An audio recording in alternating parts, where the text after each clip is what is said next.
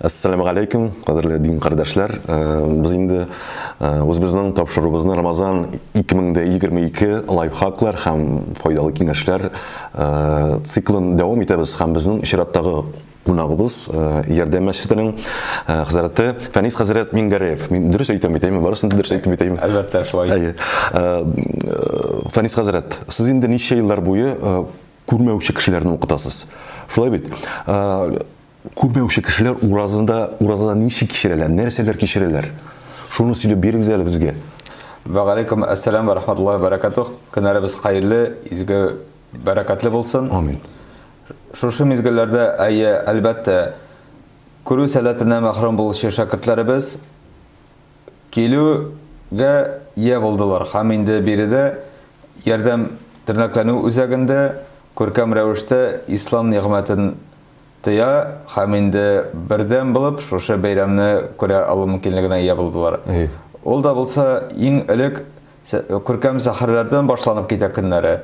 Shundan so'ng endi olg'a taba Ramazonni birdan bo'lib tutuv ne'matine ega bo'lalar. Shulq vaqtda darslarda olalar dunyoviy yoqdan da, diniy yoqdan da. Shundan so'ng Qur'on o'qish mumkinligi tabalar. Chunki Qur'on betul shifoda, Qur'on barakat. Ham endi kishilarning ko'rkam ravishda iftorlar o'tkaruvi mumkinligine de ega bo'lalar. Chunki bit ida bo'lsalar, ida roza tutsalar, alar nishik. Ko'bisi ayta bizde endi itning tamida unutgan edik dey. Alarga bo'lishuvchi, alarga mana shu iftorlarni qilib tugul tavba rizqini da oshirgan mumkinlik beruvchisi yo'q edi. Hamda kelgach, alar endi o'zlarining butunay boshqa dunyoda ham o'zlari turmushni olib boruvchi kishilar ekanini inanib shu ko'rkam oyni o'tkaruv mumkinligi tabalar. Demak, ko'rmovchi kishilar alar bizning kibik bitindi, alar shuni kishira bitindi. Albatta, ol bit ko'rmovchi kishini ko'rgan kishi o'yli nendidir boshqa kishi, nendidir o'zgaligi, kimchiligi bor deb yo'q. Azgina ko'rmovchi kishiga kuch-quvvatgina berib jibaraga, balkim ul aslini anglasa Ali ko'rgan kishiga ol ko'proq da yordam etalar. Ani azgina ochib, azgina itaribgina jibaruv kerak. Shu itargishni Allohga shukr, mana shu tirnoqlarning o'zagida tabu mumkinligine ega bo'lalar. Allohga shukr. Allohga shukr. Biz alga davom etamiz. Bizning shunday kelesi so'rovimiz hali ko'pdan tugilgina ko'ngil ko'zi bilan o'qim Qur'on aksiyasi boshlanib ketdi, ham xayrisi bilan davom etadi. Shunday bitindaymi? Mana Allohga shukr. Mana shuning turida da söyleb jibaringizlar. Ma'lum bizning tirnoqlarning o'zagida bor Rossiyaga bir yerdagina Qur'on bostiruv, ham endi shu Qur'onni ko'rmovchi kishiga topshirish mumkinligi bor. Ol bizning nashriyatimizda bostirilib, shogirdlarga bo'lak etiladi.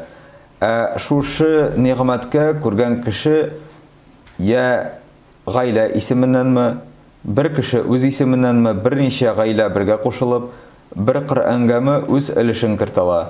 Aning haqqi bugungi kunda 8500 so'm. Ham endi mana shu haqni topshira ekan kishiga. Aning haqqini shu Qur'on bostirilacak. Bilu kerak, agar da u ko'rgan kishining kitobi birgina kitobdan tursa, bizning endi Qur'on ul 6 ilishga bo'linadi. Shu 6 tom bir komplekt Qur'on 8500 so'm bugungi kun bayasi. Ham endi shu haqqa topshirilgan Qur'on bo'lak etilgan ko'rmovchi kishiga, endi ul ochib, aning birgina harfini o'qiykan, Allah subhanahu taala biz aytadi. Qur'onning birgina harfida o'qigan kishiga da, o'qirga yordam etgan kishiga da, ana bunday vaqtda cheksiz savoblardi. Ramazonda tag'inda topqirroqdi.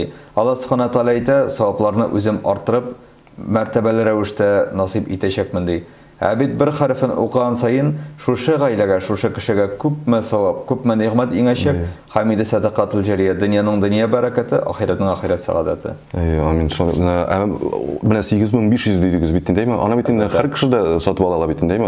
To'lay ola bitdi. Shulay bitdi. Albatta, aytganimcha, ya bir g'aylami o'z ismidan, ya bir kishimi o'z ismidan haqni bizning nashriyatimizga topshirala o'zaga bizga.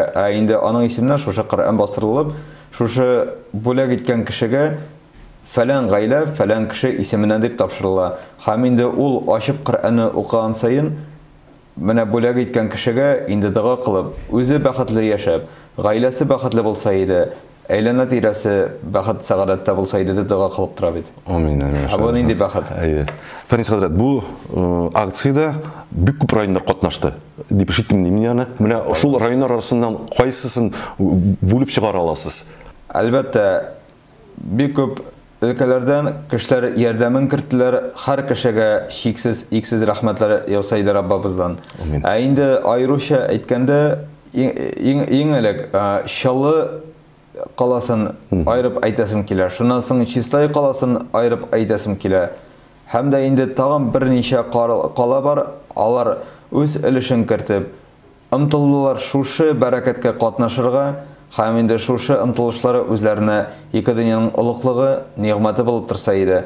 Теләгәннәреннән дә менә шулай булса ярар иде, тормышыбызның бәрәкәте дигәннән дә Аллаһ бәрәкәтләргә ирешсә иде, шушы изгелекләре сәбәпле. Я Раббым, һәр кайсы гаилә. Амин, амин, шулай булсын. Безнең шулай өченче кисәгебездә, өченче өлешебездә тәмамланды. Фәнис хәзрәт, сезгә бик зур рәхмәтләр. Бәлкем 4нче өлешебездә Фәнис хәзрәт сезнең белән булыр әле дип өметләнеп куябыз. Аллаһ Тәала бәрәкәтен бирсен, хәерле күрешүләр булсын, һәм һәммәбезгә Аллаһ Субханаһу Тәала насыйп итсен. Булган шөкерләргә Раббыбызга шөкер кылып, рәхмәт укып яшәргә Раббыбыз җавап итеп әйтсә иде. Әй бәндәм, әле син бәхетнең ни икәнен белмисең, сиңа иксез-чиксез бәхетләрем насыйп дип, һәммәбезгә дә бәхетен, нигъмәтен насыйп итсә иде. Ассаламу алейкум ва рахматуллаһи ва баракатуһ. Ва алейкум ассалам, ассаламу алейкум җәмәгать.